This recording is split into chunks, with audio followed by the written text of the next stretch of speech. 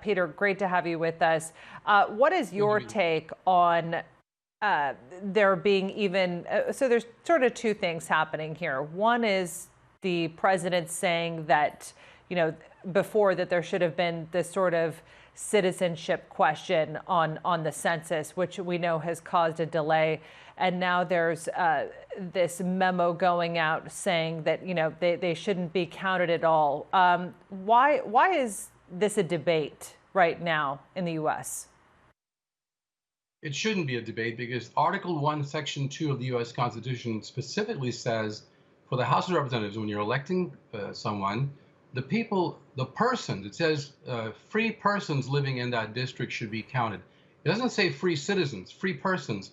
And that would include anyone who's undocumented, who's still working and paying taxes in the area and wherever they're living. And the reason it's becoming a political football is because the president does not want to have more seats in Democratic areas where more undocumented people and immigrants generally live.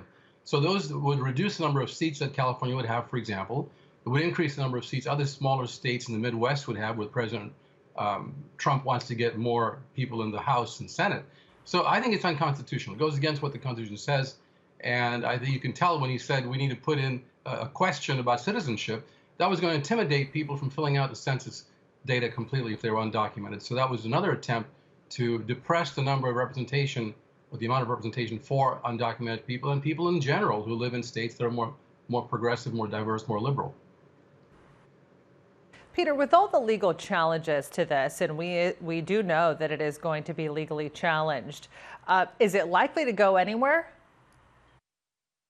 I don't think so. I don't believe it will, because even the U.S. Supreme Court, it has a 5-4 conservative majority right now.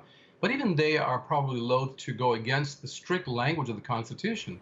After all, conservatives call themselves strict constructionists, and they go with the language in the Constitution, in the original documents. And it says there, it's the persons living in that area, that district, that should be counted.